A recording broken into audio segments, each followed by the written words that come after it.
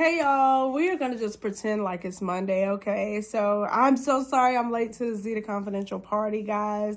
Yesterday was a little rough. Your girl's asthma flared up. I had a little asthma attack, but I am good now. It was my fault. I hate to say, but if you're a part of the family, then you know I'm always talking about it. But first of all, if you're not a part of the family, then you need to go ahead and click that button. But if you're already a part of the family, then you know I'm always talking about being intentional in what you do.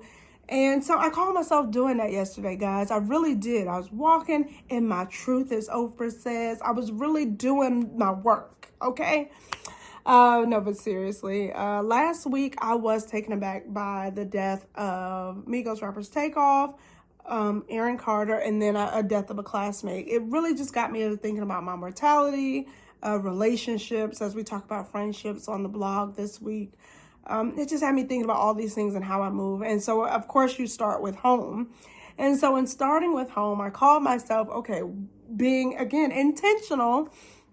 Well, I'm going to place everything strategically to make sure that we're really connected as a family and not just spending time together, because we could be sitting in the same space, taking up the same air, but are we interacting? Are we really, And so I was moving electronics, I was moving couches, rugs, things that I definitely should have waited on my husband for, especially when you have asthma. But y'all know sometimes when you want to get something done and you don't want to wait. Well, I did that, and I did get it done, to my detriment, but it's okay. You live and you learn, but God, okay? So, yeah, that was rough, but we're all good. We're all good now. This week, Zeta talked about friendships and knowing when to walk away and kind of, give and take, and when you're not getting enough. She put it, I love how she talked about it.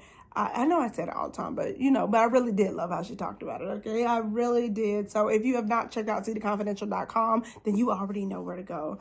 But I'm going to talk about my takeaway from it because it made me think, because, I always want to put my own little thing on it, okay? But it made me think, and not just her blog, but also just the situation as we talk about mortality and things. It made me think about a friendship that I had that I let go, that I never in a million years, if you asked me at the time, would I have let it go? Would I not see this person in my life? It was just like us against the world. But in high school and into my young adulthood, I had a best friend. I mean, we were thick as thieves. Like, you see him, you see me.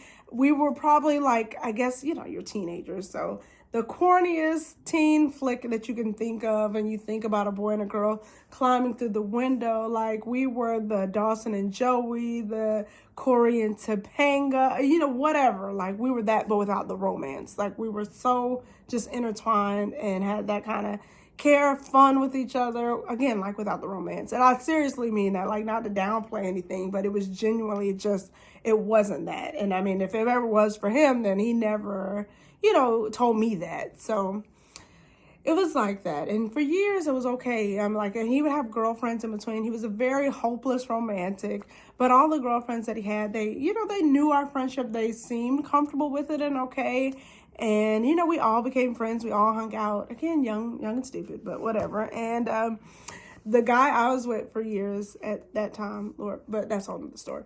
But we actually met at a concert that I was with my best friend. So we wound up starting a band together. So we were intertwined. So again, there was no reason, for like uncomfortable moments too much, because everybody just understood what it was. So there was no reason for me to ever question like what somebody thought, or, because that, like, everybody was cool. We were all having fun, again, young and just free. And so I got a little bit older, and me and that particular guy I was with for that time, we moved out to LA. And still, my best friend was my best friend. Like, if I wasn't talking to my mom, then the first person that I talked to was him. And on my lunch breaks, whatever, that was like my person. I was his person. He was like just my best friend. So I was never a girl that envisioned getting married and all these things. But if you ask me what would the wedding look like, I had no earthly clue, nor did I care. But I knew that I was not going to have a maid of honor as a female. I was going to have my dog, like, my guy. That's how like close we were. And just at some point, stuff started to change a little bit. He got a new girlfriend who was not cool with our relationship. And initially I thought, okay, because I thought, well, she doesn't know me and I'm not there. So I get it a little bit. Well, I'm going to talk to her and she's going to be completely cool. And she's going to understand that there's nothing. And I mean, granted, now looking back, in hindsight, a little older, I could see how ridiculous. But I mean, because we had each other's passwords, all these things, like, whatever. And she was not feeling it. And at first I was just like, I was offended. I'm like, well, like, what? Like, I don't know. Like, there's nothing. You should be fine. Let's move on. Okay. But she was not feeling it at all. And I sat back, and some of it was stubbornness in me. And then some of it was, I thought about it and I was just like, again, him being a hopeless romantic, I thought about, he really, really liked this girl. She was like the girl he had always described that he wanted. And she, like, cause we're all very kind of artsy. She was a musician. She was into all the things he was into.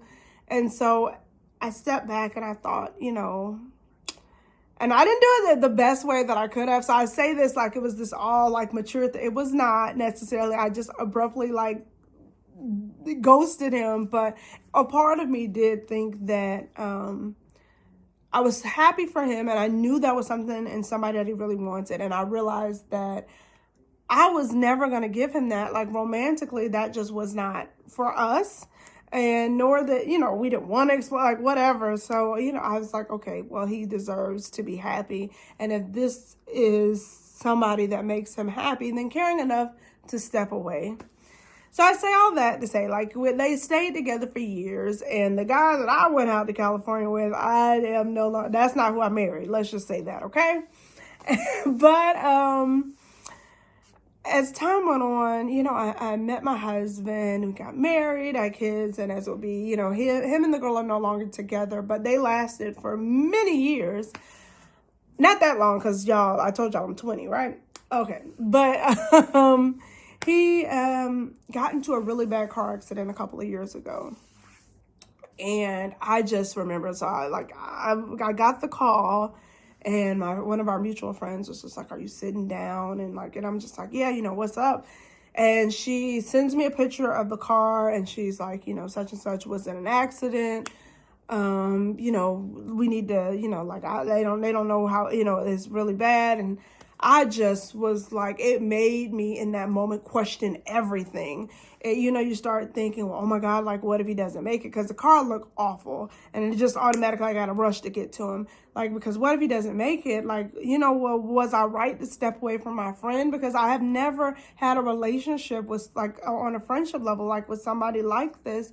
And I gave it all up and now he's going to die. And like, and I was feeling so unsettled, and it just made me think about just little things. He actually, his fiance was pregnant at the time. I had my kids at the time, and so I just started thinking about, how much we miss him. Because again, this is somebody who I never thought would be out of my life. And so I did get to talk to him. And so again, you're thinking, I didn't know what to expect because, like, do we pick up where we left off?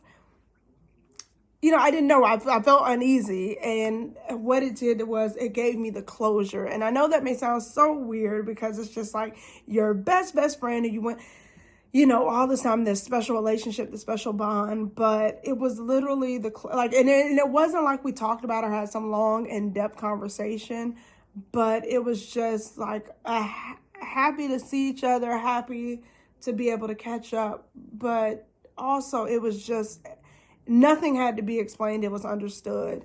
And I was glad because I was talking to, anytime, something big happens, you talk to your significant other. So I remember talking to my husband, like, oh my God, like about the anxiety I was feeling about what to do and that. And he was like, I can tell you what you're not going to do. And not that my husband is a jealous person, but the reality was that we couldn't go back to what it was when we were teenagers. Because the time that we were consumed with each other, like it wasn't going to work for my husband. My husband had been in a relationship where for some years, and the person he was with constantly talked about, our male best friend, or it was nothing, and it turned out to be something. So he was not trying to hear any of that. And rightfully so. And then it's just the respect. Just as adults, what worked when we were teenagers, it was not plausible into adulthood and having families. While we could still be close, but I mean, literally the bond I could see now as an adult, how if that were to happen, that like it would make everybody uncomfortable.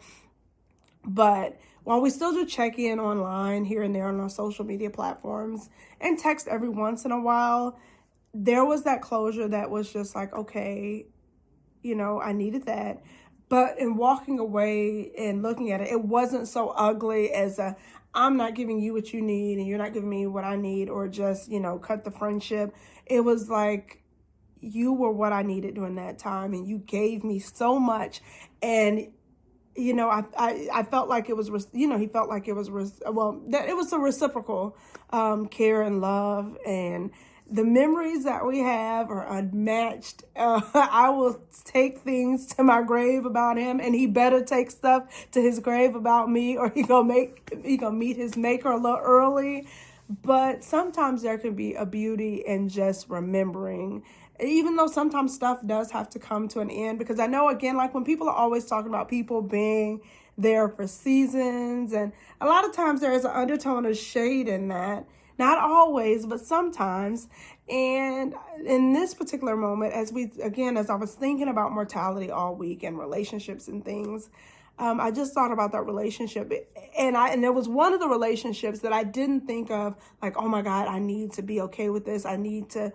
I felt so at peace, and I felt so good, because I felt like that was such a special time and a special moment, and I can't think of any other person who would have been perfect for that particular time in my life.